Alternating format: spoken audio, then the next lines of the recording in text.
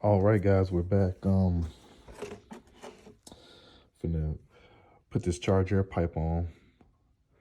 What I did is I lubricated that O-ring in there with some little bit of petroleum jelly, a little bit of Vaseline on there, and I've got the clip in there. And what I'm gonna do is I'm gonna spray, like on this end right here. You can just spray like a little bit. You can put glass cleaner, WD-40, anything you got. That's gonna help you get it to slide on right there. I mean, you just want to pop in as easy as possible. So I'm gonna go ahead and get this prepped and get ready to slide it in. All right, here we go.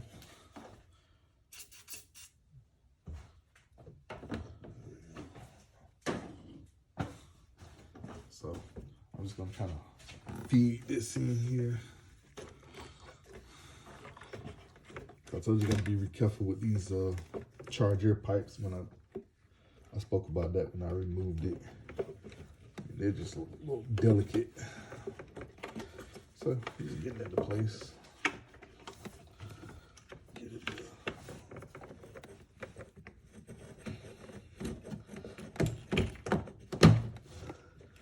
it kind of go up there. Make sure it's snapping right here at your throttle body. There you go. Once you hear that, once you hear it click in, you know you're good to go. Alrighty. Gotta tighten up that screw there. So I had to grab a couple screws there in my T30. And also got to get a screwdriver to get this screw right here secure. So let me go do that real quick.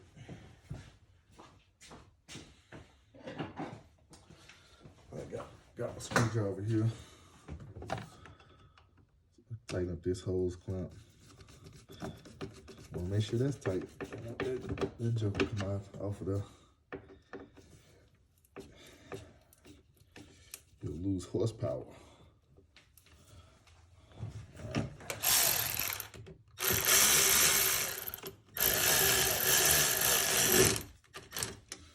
All right, get that nice and smooth.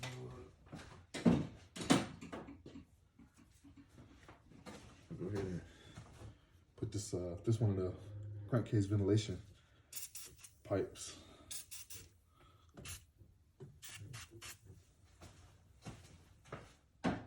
Just hit them O-rings with a little glass clean. So leave that go up in there like that there. So just kind of gently press them down, getting them smack in the right place there.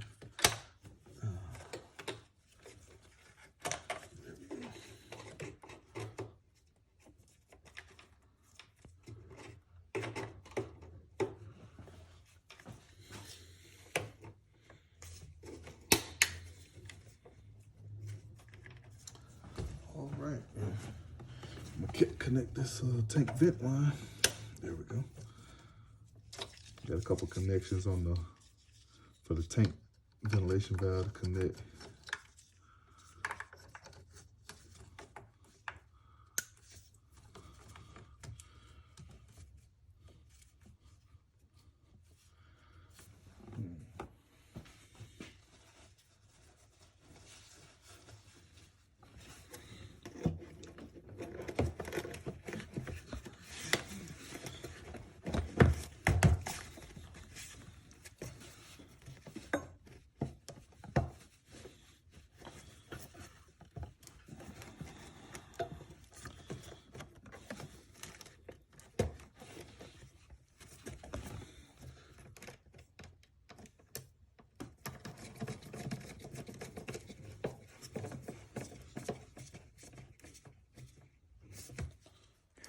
All right, guys, today I'm going to show you how to fill the cooling system on this BMW X5.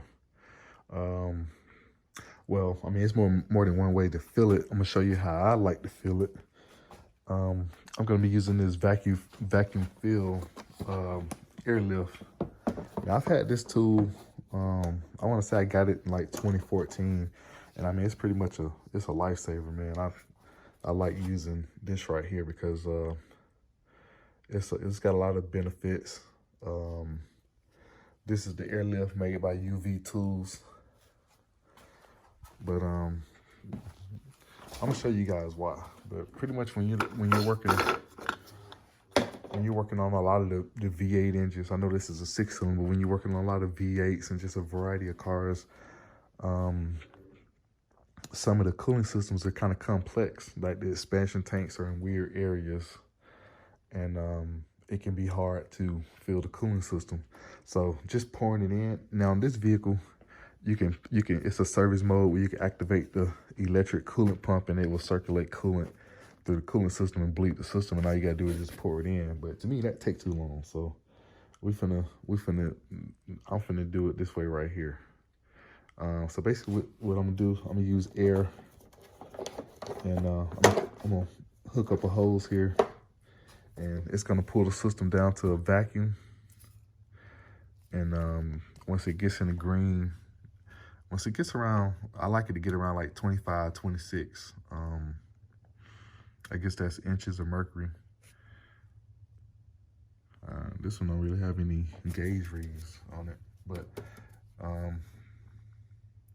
pretty much when you pull in the vacuum, that's less than atmospheric pressure. So yeah, once we get it over in the green, I'm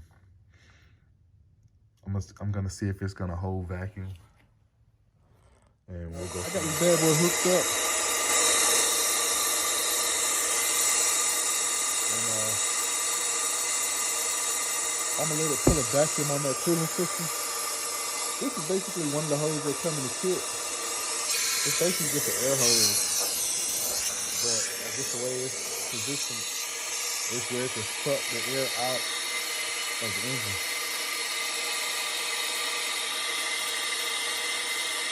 So once it gets around like 25, 26, I'll shut it off. And generally, a rule of thumb for me is, like right now, it's holding vacuum. So that means you have no leaks in the cooling system. So I usually let it sit for 2 minutes, and that's kind of like my leak check. So basically, I eliminated the process of having to do 2 things. When you, okay, those 2 things are, I know that I don't have any leaks. So that pretty much eliminates the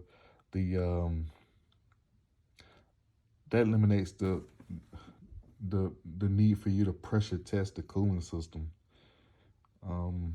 Pretty much.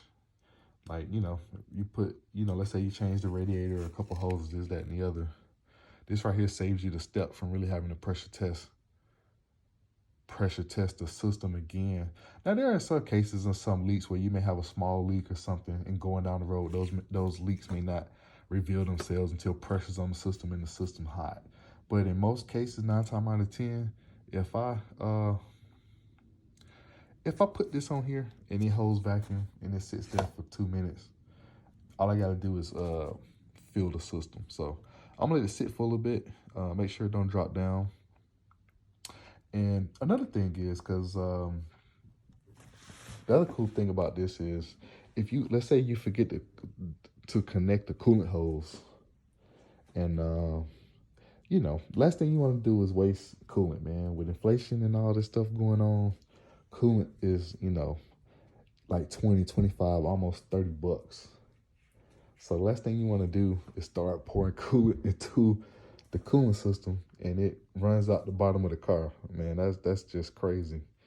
So let's say, for instance, you have a coolant hose loose, like maybe a small one. Maybe you forgot to connect this right here down over there somewhere, or something over there, just a small coolant hose. When you go to get ready to put this under vacuum, it's not gonna pull a complete vacuum. And sometimes it won't pull any vacuum. And then you can actually hear the air sucking from where you were trying to,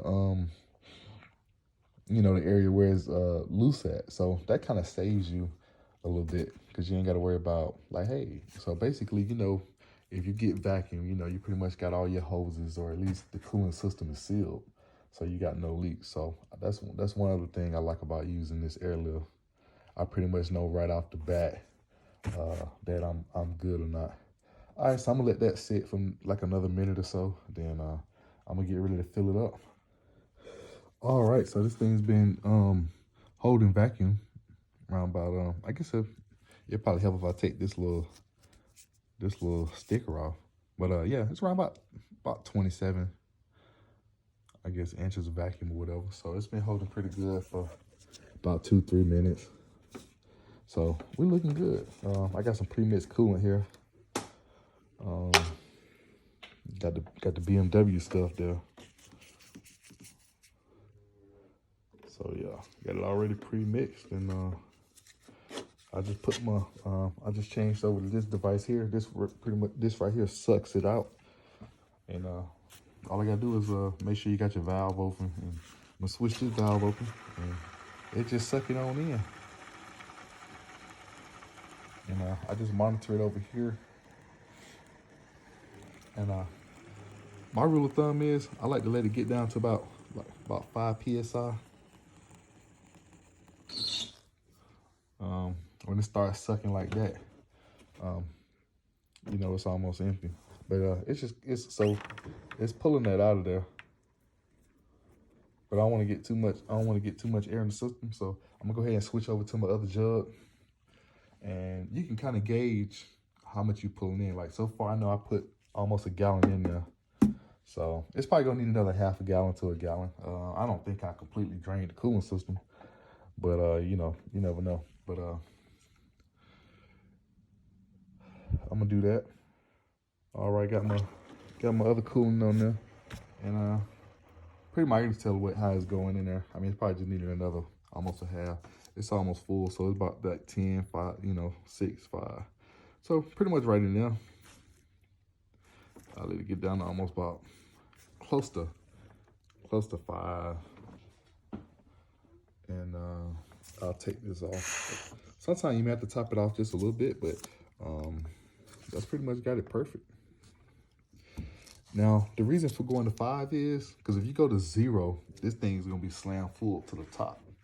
So basically leaving it around like 5, like turning it off right there, that kind of, gives you a little bit of room. And then sometimes you may have to drain a little out, or you may have to top it off a little bit, but it won't be fully full, because you want to make sure you're filling it up to that paying attention to the min max, because you got to have some expansion area for when the coolant gets hot. You need an expansion area for your coolant to kind of go. So you need that extra little air pocket in there, so your coolant, system is not, I guess, starving for flow. Because too much pressure can, if that expansion don't have where to go, that's when you start rupturing like the expansion tank, or you might blow a hose or a seal or something. So that's important too. All right, we got this thing filled, man. It's pretty much something. Without the leak check, I mean, it's pretty much a 2-3 minute thing. But if you do a leak check, it's pretty much you can fill the cooling system in 5 minutes, no drama. You ain't worried about spilling coolant everywhere, splashing it here and there, holding it up with the jug, and taking all this time, taking 10-15 minutes to see if it's filled. So that's gonna be the tech tip of the day. All right, guys, another little thing I like to do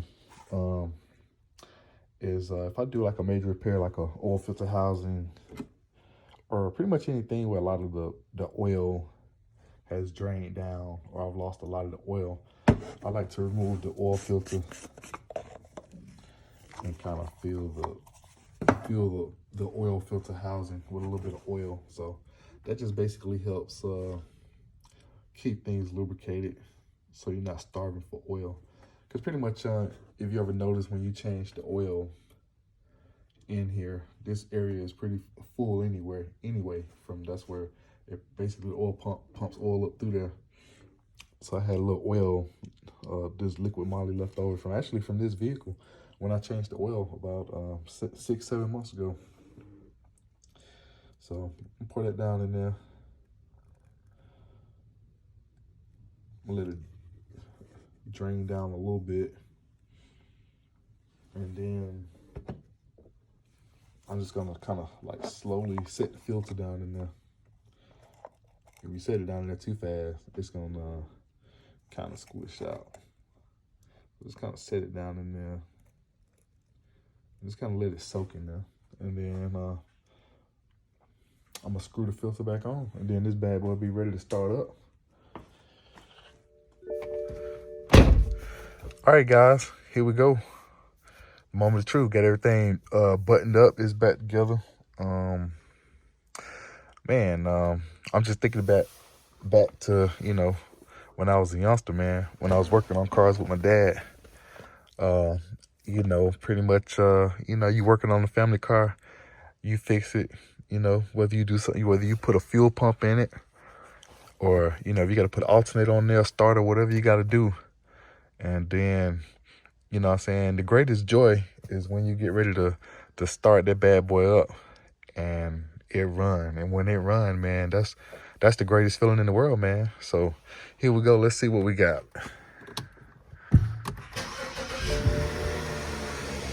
All right, I got to do a few things on this bad boy. Set the time and date. I'm going to calibrate the steering angle real quick. A lot of people probably don't know this trick, but on a lot of cars, between a certain, on a lot of BMWs, I want to say between like 07, 08 to like 2012, you can turn the steering wheel from left to right.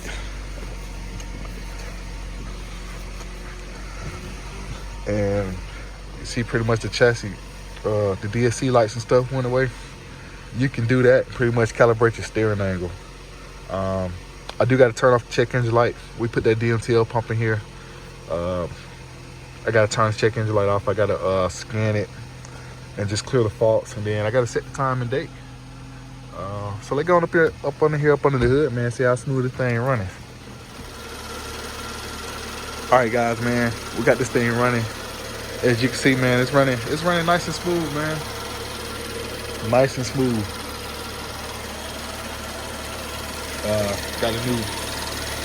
Got the new belt tensioner on there. Belt